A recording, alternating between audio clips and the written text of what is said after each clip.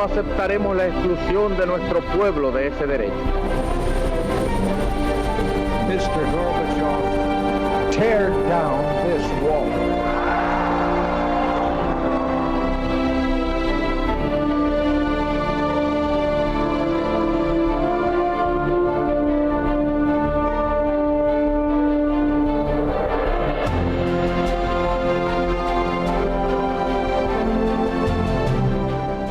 Buenas noches, señoras, caballeros, bienvenidos a Tiempos Modernos. Hay un hecho indiscutible que es que España no entró en la Segunda Guerra Mundial, pero a partir de este hecho indiscutible hay montones de interpretaciones, hipótesis polémicas sobre por qué no entró. Porque Franco no quiso, porque Hitler no quiso, ¿qué es exactamente lo que pasó? Uno de los principales colaboradores y amigos de esta casa, Fernando Paz, con el que siempre es un privilegio contar, acaba de publicar un libro precisamente sobre esa cuestión, la neutralidad de Franco en la Segunda Guerra Mundial. Con él hablaremos de eso, de la neutralidad española. Vamos a verlo.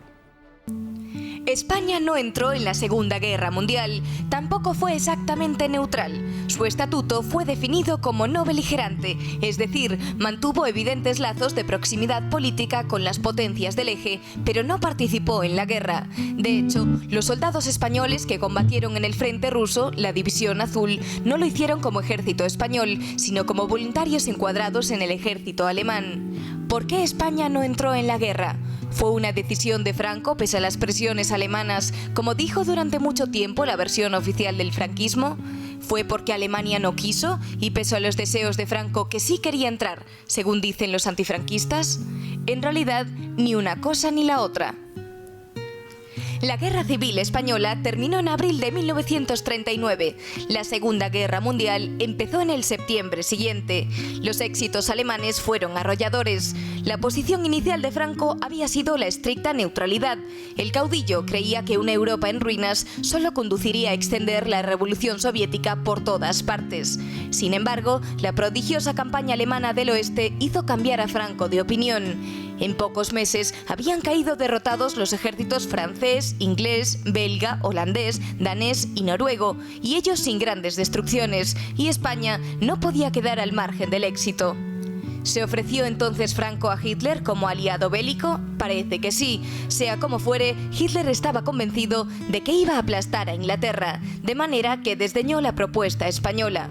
Ahora bien, Inglaterra resistió. Hitler buscó entonces la ayuda española necesaria para cerrar el Mediterráneo. Pero Franco también había cambiado de opinión. Con los océanos en posesión de Inglaterra y una eventual entrada norteamericana en la guerra, la posición alemana se volvía difícil y España no tenía nada que ganar. Fue entonces cuando se produjo la entrevista de Hendaya entre Franco y Hitler. La posición española era clara. Solo entraría en combate si Alemania garantizaba una guerra corta y sin grandes costes. Pero Alemania no podía garantizar tal cosa. Franco pidió y pidió tanto que para Hitler era imposible satisfacer sus exigencias y España finalmente se mantuvo al margen de las hostilidades. En definitiva, Franco no tomó su decisión según sus inclinaciones ideológicas, sino en función del estricto interés objetivo del país. Y visto lo que pasó después, es evidente que Franco acertó. Fernando Paz, muy buenas noches. Muy buenas noches. Enhorabuena por el libro, lo primero, La neutralidad de Franco. Muchas gracias. En Encuentro está publicado, ¿no es así? Así es, efectivamente. Y la verdad es que da un poco de pudor cuando uno va a hablar con alguien que acaba de escribir un libro sobre un tema, proponerle un vídeo que es una aproximación a ese tema, porque inmediatamente te expones a recibir coscorrones por todas partes. Pero, ¿qué fue exactamente lo que pasó? Bueno, a grandes rasgos, se puede estar de acuerdo con el vídeo, aunque yo tendría algunos matices que añadir. Fue básicamente que Franco desde el principio declara la neutralidad, que es digamos que estatus que solo cambiará por la no beligerancia cuando Italia entre en la guerra el 10 de junio del 40. Se suponía y se daba por hecho que la política exterior española iba a seguir a la política exterior italiana, que a veces es una perspectiva que perdemos un poco de vista, era una especie de política exterior que iba a rebufo de la italiana. En consecuencia, además Franco había dicho en alguna ocasión, en fin, había dado a entender que lo que hiciera Italia lo iba a hacer España, pero lo cierto es que Italia entra en guerra el 10 de junio con un cierto sentido del oportunismo, más que de la oportunidad, podemos decir. Va de Francia. Claro, una Francia de rodillas, pero Franco resiste la tentación. Franco desarrolla una política de resistencia a la entrada en la guerra desde el principio. Lo que pasa es que aquí hay un equívoco. A veces se niega que España fuera neutral en la guerra y yo creo que lo que se está confundiendo es neutralidad con equidistancia. España no fue equidistante, pero España sí fue neutral, de la misma manera que Estados Unidos fue mucho menos equidistante de lo que fue España durante el año del 39 al 45. Exacto. Y sin embargo nadie discute que fue neutral. Hay que recordar que hasta el ataque de Pearl Harbor, Estados Unidos está fuera de la guerra, también en Europa, por supuesto, claro. Entonces tenemos que entender que la neutralidad como la abstención en la lucha directa, pero lógicamente no las simpatías que estaban claras que eran por Italia y por Alemania. Y por otro lado, la estrategia de Franco además es la de dar de palabra, como los americanos averiguaron pronto y así lo expresaron ellos mismos, dar de palabra lo que no daba de obra. Por tanto, las protestas de Franco acerca de la lealtad a los amigos del eje, etcétera, en realidad formaban parte, digamos, del paquete completo para mantenerse neutral. Yo me imagino que Franco, poniéndose en su lugar, aspiraba fundamentalmente a uno, perder lo menos posible y ganar lo más posible, cosa que puede parecer una perogrullada, pero cuando uno lee a los intérpretes parece que no lo han entendido. La posición de sentido común es esa. Perder lo menos posible significa fundamentalmente... te está llamando Santos Juliá para decirte algo en el... Bueno, perder lo menos posible significa fundamentalmente arriesgar la menor cantidad posible de recursos dentro de un envite que al final va a ser bélico. Y bélico en 1940 son palabras mayores, es mucha destrucción, es mucho recurso, es mucho material. Indudablemente. Digamos que lo que más está en juego es la idea que hay en torno a Marruecos. Verdaderamente España quería entrar en guerra, Franco quería entrar en guerra para apoderarse de Marruecos. Yo, modestamente, creo que las pruebas son al respecto irrefutables. Verdaderamente Franco nunca consideró la posibilidad de quedarse con Marruecos, salvo en un caso, que es con lo que contaban en principio. Franco pensaba que Alemania iba a desguazar el imperio francés. Era natural, había derrotado a Francia de forma radical, rotunda y tal. Lo mismo que había pasado Francia en el año 18, que había impuesto a Alemania la paz de Versalles, pues Alemania se lo iba a devolver. Y parte del precio que le iba a hacer pagar Alemania a Francia consistía en repartirse el imperio. Franco, toda la política española, todo el ruido que hizo España en torno a Marruecos, y así se lo hizo saber España a Francia, en ese sentido fue muy leal, todo el ruido que se hacía era por una sola razón.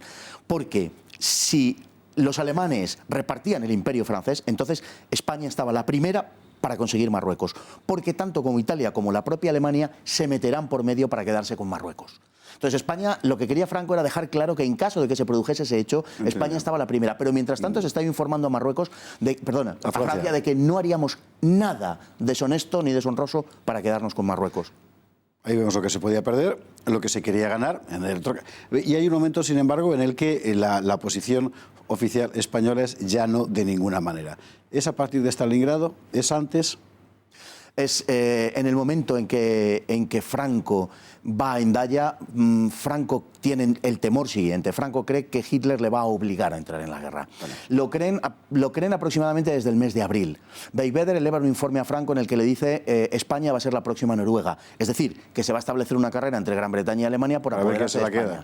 Además, hay algunos indicios muy serios. La embajada italiana en Madrid está vendiendo las pesetas, se está deshaciendo de ellas. ¿Ah, sí, eh? Se están llevando documentos. Es decir, que el aliado de Hitler, el más cercano, que es Italia, parece que tiene plena conciencia de que eso va a suceder. Beigbeder está muerto de miedo y le dice a Franco que le añade al final, dice, esta es una información plenamente verosímil. Franco no pierde la calma, ¿no?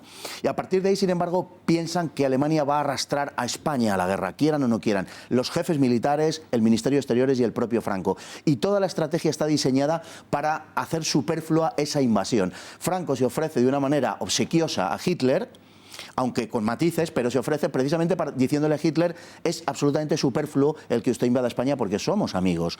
Por otro lado, mientras tanto, España le está asegurando a los británicos y a los norteamericanos que no va a entrar en guerra con Alemania. Es que España está haciendo un doble juego. Normalmente solo se subraya la parte de la alianza con Alemania. Y esta segunda parte es la que me importaría subrayar porque efectivamente es mucho menos comentada. Claro. Sabemos, entre otras cosas por los préstamos de petróleo a Franco durante la Guerra Civil, que las relaciones, bueno, y de dinero y de la ITT y todo eso, que las relaciones del bando nacional, digamos, con el mundo anglosajón eran excelentes.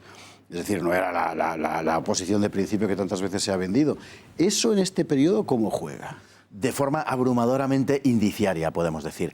Si un país está pensando en ir a la guerra contra otro país, en este caso por Gibraltar, y estamos hablando de España y Gran Bretaña, es evidente que ese país que va a ir a la guerra contra el otro no se pone en manos del otro país, no pone su economía en manos del otro país. Pero eso es exactamente lo que hizo España desde 1940, poner su economía en manos de los británicos. Los británicos tenían un sistema de control del comercio que era a través de los Navy Seals, de los certificados navales, por los cuales se habían autoarrogado, en un acto un poco piratesco, sí, ¿verdad? Muy habitual, sí.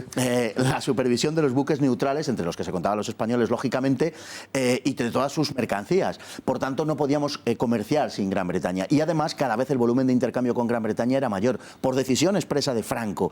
Por tanto, es muy difícil pensar verdaderamente que se estaba pensando en una guerra contra Gran Bretaña o en entrar en la guerra con Alemania, cuando cada vez la economía, ya desde el año 40, desde el verano, julio del 40, se está poniendo cada vez más, de una manera más evidente, en manos de Gran Bretaña, ¿no? Estos elementos de carácter de política económica del día a día son extremadamente importantes porque es lo que normalmente cuando se hace la perspectiva histórica se pasa por alto.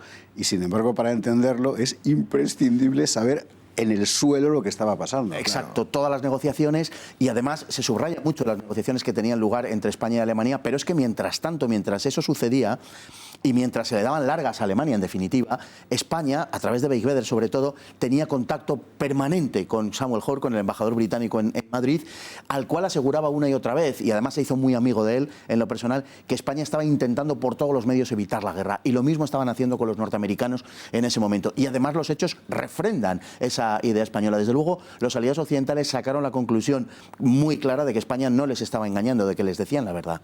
Una última cuestión, en el minuto y medio que nos queda, el famoso informe Carrero.